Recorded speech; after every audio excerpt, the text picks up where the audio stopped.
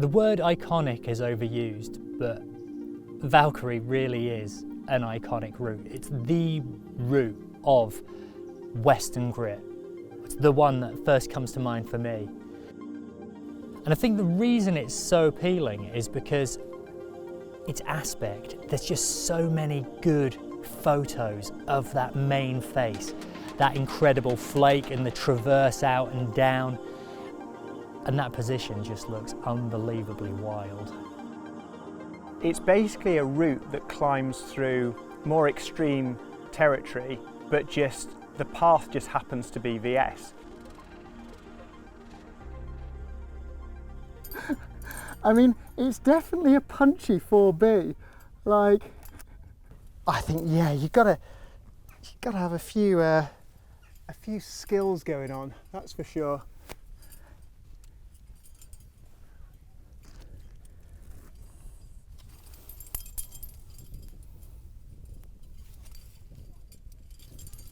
I mean, it's just like unbelievably delicate.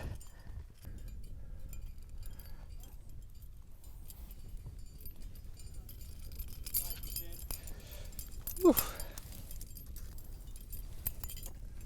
Right, part 1 of pitch 1, part 2 to come. How's that traverse, Tim? Airy. You know, you do that first corner and you're sort of in it, and then you suddenly get to this, out to this sort of traverse, and suddenly everything drops away from your feet. I think the thing about Valkyrie is that it's sort of so involved, isn't it? There's so many elements and so many climbing skills that need to come together to competently climb something like Valkyrie and have a good time on it.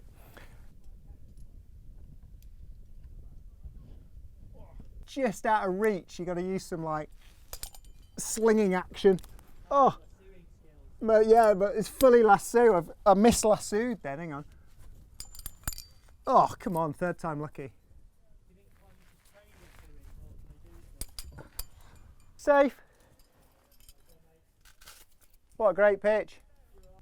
It's got a bit of everything. You know, like you get quite involved, like in this corner for the first bit, which almost is so traditional, it's sort of awkward with modern climbing rock shoes on. You sort of want some, there's like a crack actually that's like almost too big for modern rock shoes. You always want some boots to like shove in the back of it. And then you sort of end up like, as a contrast, you end up on some delicate bits and going up the gully. And then suddenly you end up stepping out onto this face. Okay.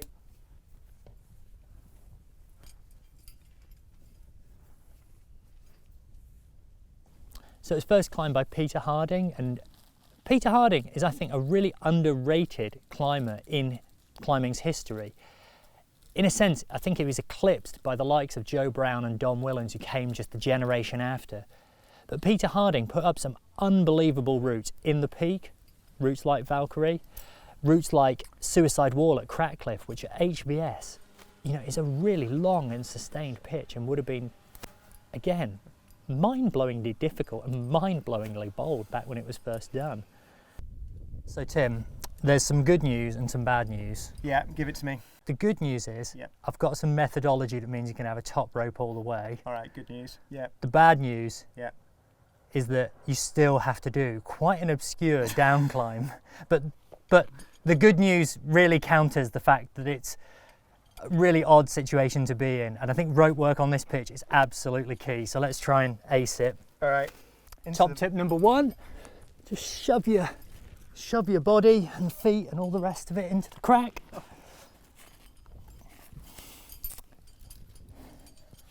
I mean, it is wild.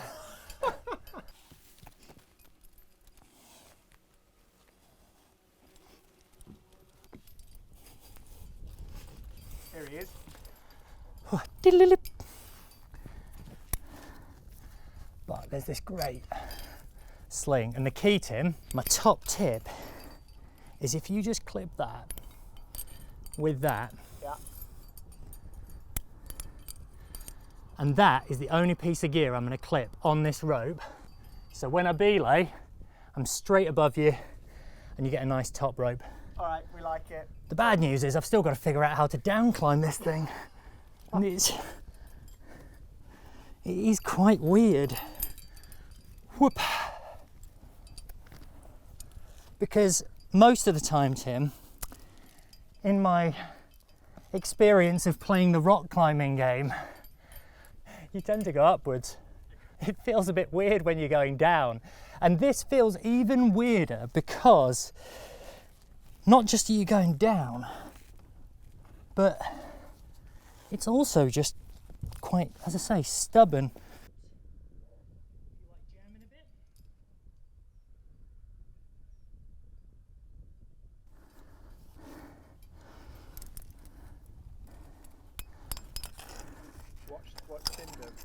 I think my main piece of advice before you jump on Valkyrie would be pay your dues.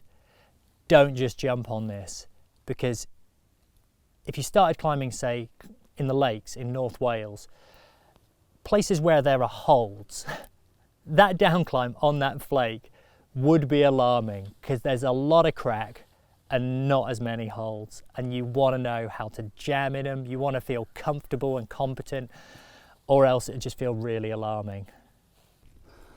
The crux,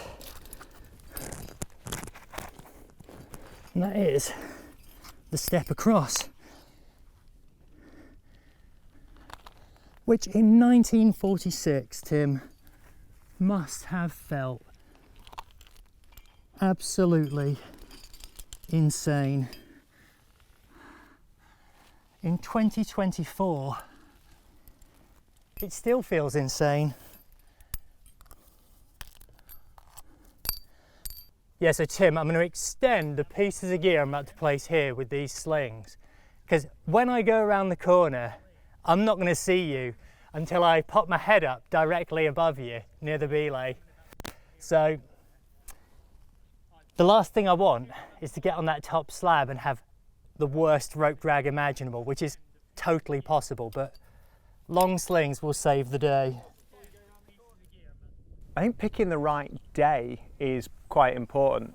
Today it's been really still, there's not been a lot of people around, and me and Rob have actually been able to speak to each other, which makes a massive difference, because you come here on a windy day where you can't hear each other, you're just going to have a total mare trying to communicate. You go out of sight all the time, you've got a belay in the middle of it. Gritstone's a really unique medium. It's kind of a funny one as well because it's so short. You could almost rock up at some crags and say, is that it? Because it's not Carn Gerag buttress on Ben Nevis. It's not Cloggy on Snowdon or Withmer.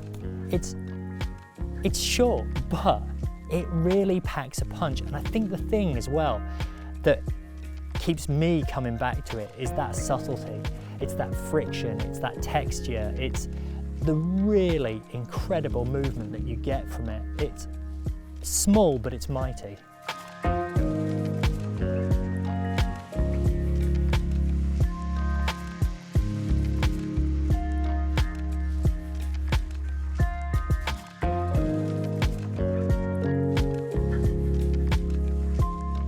Right, enjoy, Tim. Those moves out of the ledge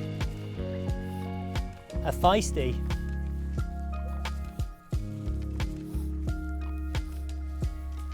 I think the great thing about Gritstone trad is that it's an amazing rock type to just hone your trad skills on. You have to technically climb really well, and you have to be really creative with gear. So learning to trad climb on the Gritstone actually sets you really well to go trad climbing in other places. You're good for slack.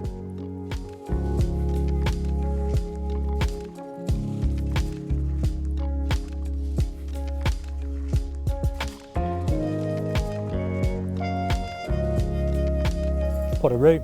Well done, Robbie. What a route. That was great. Chapeau Peter Harding. What a classic. Definitely should be on most people's wish list, shouldn't it?